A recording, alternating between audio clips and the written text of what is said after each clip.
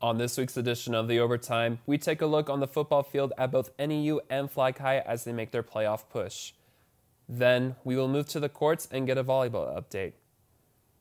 Finally, NAU women's soccer celebrated their seniors at the last home game of the season. All that and more on this edition of The Overtime.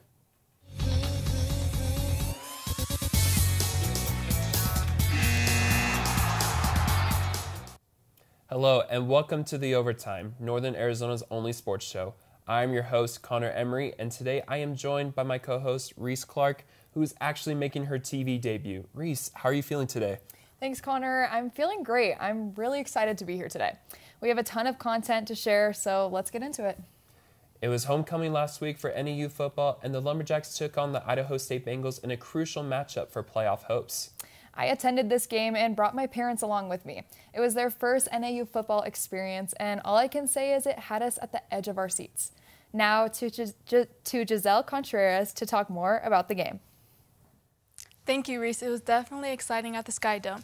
I had a chance to catch up with Coach Wright and the players after the game. The NAU football team took down Idaho State 30-26 at the Sky Dome on Saturday. Cornerback DJ Van Hook sealed the win with a late interception. He attributed the successful play to his coaches and teammates. Trusting in my coach, Coach Brown, in our technique, he tell us when we in that type of zone, 60-40. So we want to bait the outside throw, and that's what I did, baited the outside throw and just made a play. Offensively, Seth Cromwell helped the team to victory with 55 yards on 14 carries and 2 rushing touchdowns, but he says he couldn't have done it without help from the offensive line. The backside was there, trusting my lineman, telling them, I trust y'all with my life, so I'm running for my life. So I just trust them, and it was really the backside, and then on those plays that we had, the dual plays, was seeing what I see and reading the backside. The Lumberjacks are currently 4-4 overall and 2-2 in conference play with only 4 games left in the regular season. Coach Wright says that in order to build a winning program, they must have success in all 4 quarters. Building this team and building a championship program, you have to learn how to win football games like that, and really proud of how our guys battled through that. Again, took on a lot of adversity and came out in the end. Giselle Contreras, NAZ Sports. That was such an exciting game against Idaho State for DJ Van Hook, Seth Cromwell, and head coach Brian Wright. I'm looking forward to seeing this next game against Weber State. Now back to you guys on the desk. Thanks, Giselle. Wow. Talking about an amazing ending to an incredible football game. The defense definitely played a huge part, including getting that last-second interception to get the victory. I cannot agree more. The Lumberjack defense has been having a great season so far this year. I look forward to see how they round out their season. The NAU Lumberjacks will enjoy their bye week before facing the Weber State Wildcats November 2nd at the Sky Dome. While we're on the topic of football, I know that the Flagstaff Eagles have been having a successful season so far and only have a few games left before playoffs start. Sports reporter Brian Adams is in the studio to tell us more about how the season is going for Flag High football. Thank you, Connor. Last week I went out to the Flag High versus Prescott football game to take a look at 2 of the top teams in the Grand Canyon region go head-to-head. Flagstaff Eagles football team fell to 5-2 after a 30-3 loss to the Prescott Badgers at the J. Lawrence Walkup Sky Dome this past week. The Eagles kept the game close in the first half, going into halftime only down 7-3. But after a quick Prescott touchdown out of the half, the game slipped away from Flagstaff. Coming into the game, both teams were 5-1 and were 2 of the top teams in the Grand Canyon region. Eagles coach Mickey Clements knew this would not be an easy game, but even after the loss, he is proud with how his team stayed together. Our players played hard. I love these guys. The coaches are doing a great job with them, but the most important, I saw the players really rallying around each other and showing a lot of love for each other, so that was good to see. Prescott was led by talented senior quarterback Uriah Tennett. His ability through the air and on the ground made him and the Prescott offense a struggle to deal with defensively for the Eagles. A dynamic quarterback, he's really hard to track down, and he started making some good throws and just finding space and time. That's one thing that offense does more than just about any other offense I saw. They create those long plays, and so most football teams are looking at 4 or 5 second plays, and Prescott's offense put some long plays out there and make you work hard. The Eagles were not able to get much going on the offensive side of the ball, finishing the game with only 226 all-purpose offensive yards, with 135 of them coming in the running game. 115 of those rushing yards came from senior running back Jaden Wetzel, who was a bright spot in the offense. But Clements is confident his passing offense will be able to figure it out after a few mistakes during the game. We were really close on offense. We had open receivers, good throws, and then just had a little trouble catching the ball on some of those big plays. It was not just one guy either, it was multiple receivers. So I think those guys are going to take it to heart and bounce back really well. Flagstaff will look to rebound on Friday when they travel to Kingman to play the 1-6 Lee Williams Volunteers. Brian Adams, NAZ Sports.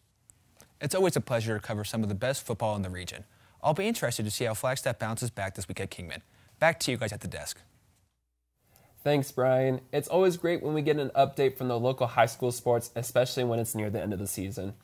The Eagles are currently sitting in third in the 4A Grand Canyon section standings and have just 3 regular season games left. I'm curious to see how these standings hold after these games. Quarterback Chase Brown and running back Jaden Wetzel are having a phenomenal season thus far and will continue to shine as the Eagles will be on the road this weekend to take on Lee Williams. That's right, Connor. The Eagles are set to take on Lee Williams, who are currently sitting in that 6th place spot and hold a 1-6 record. We'll see if Brown and Wetzel can lead the Eagles to some points on the road. We're going to take a quick break, but stick around and find out about how the NAU women's volleyball team's match went over the weekend. Wow, these are really good. You act surprised.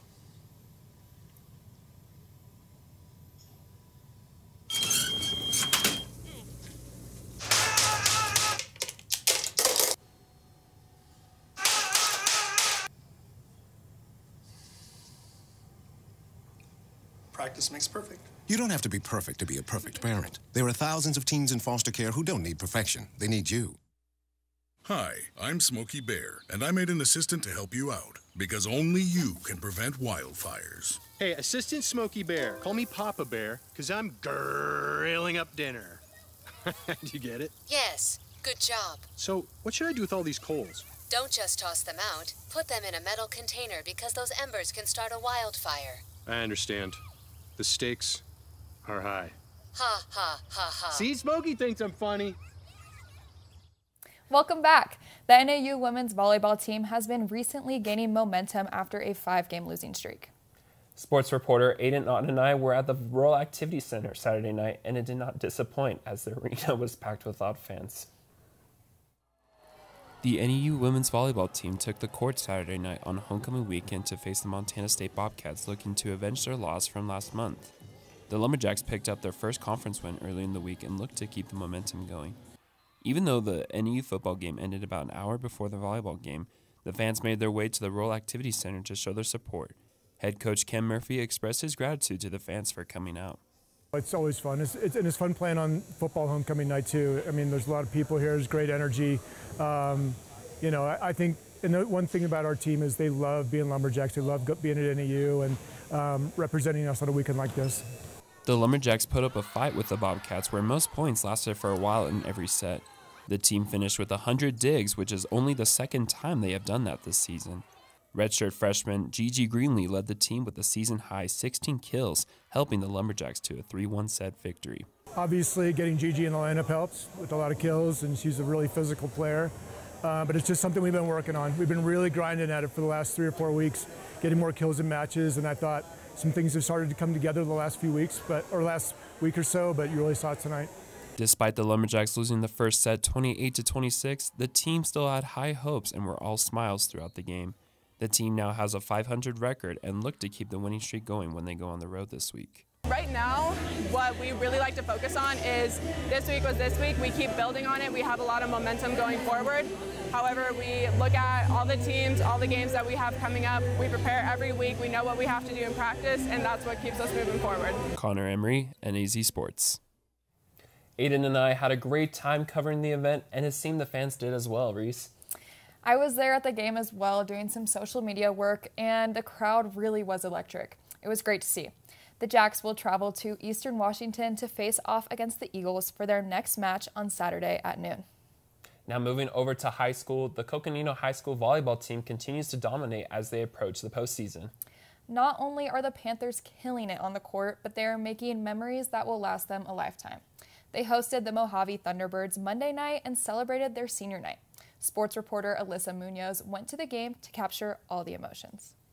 It was an emotional, yet joyful Monday night at Coconino High School as the Panthers celebrated their 6 graduating seniors. The team took on the Mojave Thunderbirds at their home court and defeated them in 3 straight sets.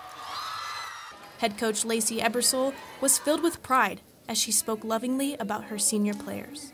You know, they're all really great girls. They bring a lot of positivity, and they've been in the program for 4 years, and they have more experience, and you know, they're just really good at leading the rest of their young teammates. Monday's match was more than just about winning for the Panthers. It was about the seniors cherishing their time on the court together. I just want to tell them that I love all of them, and I have enjoyed playing with all of them for the past 4 years. The seniors are stepping off the court with lessons that can be applied beyond volleyball.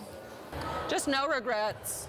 Every game, go out there, give it your all, just leave everything you have out there, and when you leave, as long as you have no regrets, there's nothing that you can, you know, have negative thoughts about.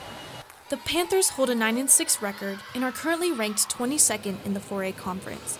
Senior Laurel Cernahouse has only a short amount of time left as a Panther, and she has hopes for one last win on her home court. My biggest goal is to beat Flag High, so our rival, and so that's what I'm hoping to accomplish, because 4 years we haven't beat them, so it'd really be a cool thing if we did. Coconino is right on the edge of a playoff spot and will host crosstown rival Flagstaff High School for their final home match before the postseason. The Flagstaff Eagles are 14-0 and ranked 2nd in the conference. The game will take place on Monday, October 28th at 6 p.m. Alyssa Munoz, NAZ Sports. You can tell this Coconino team is made for success because of their chemistry and a great head coach. I cannot agree more. I mean, as an athlete myself, I think it's so important to have a coach who cares not only about the team's success, but their outside lives as well. The Panthers will host the Flagstaff High School Eagles for their next match on Monday, October 28th at 6 p.m. A rivalry match is always fun to watch, especially with these two high schools. We will be taking another break, but don't go anywhere. When we come back, we'll look how the NAU women's soccer did at their final home game of the regular season. Multiple studies have shown that marijuana can slow both driver reaction and response time, which can be really dangerous. He's here. He's here. Wait. What? I can't drive. What? My. Oh.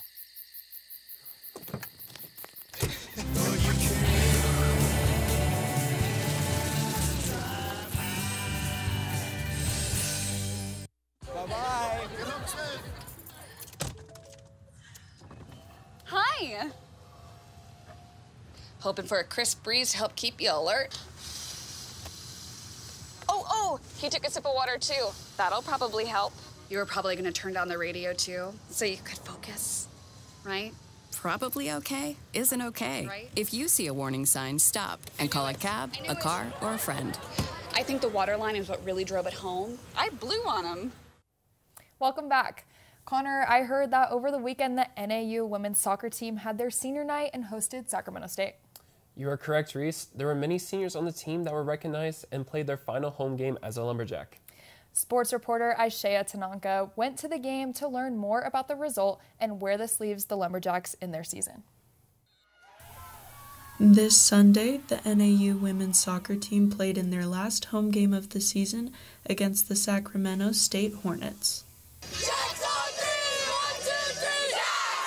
Though the Lumberjacks started strong by scoring the first goal just 3 minutes in, the match ended in a 1-1 tie. Head coach Alan Barrios reflected on the emotions shared celebrating the seniors on the team. It's always an emotional game, right, for the seniors. I mean, we have 11 seniors, playing their last ever game here at Lumberjack Stadium. One of the standout seniors is goalie Trinity Corcoran.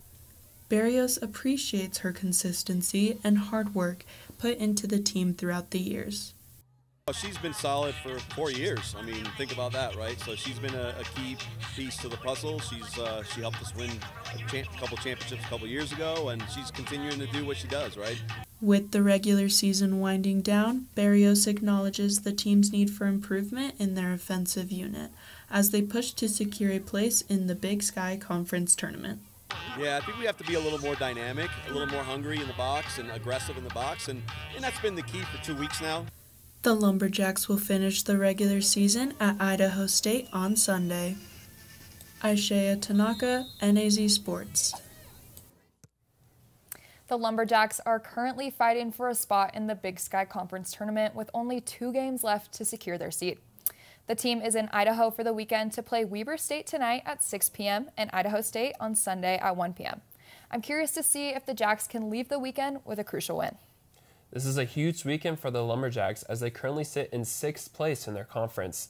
They would need to stay in the top 6 of the Big Sky standings in order to qualify for the Big Sky tournament in Missoula, Montana. Well, that's all we have for you tonight. Thank you all for joining us for this edition of The Overtime. I would like to thank our sports reporters, Brian Adams, Alyssa Munoz, Giselle Contreras, and Aishaya Tanaka. I'd also like to thank my co-host, Reese Clark. I'm Connor Emery, and we'll see you next Friday for the next edition of The Overtime.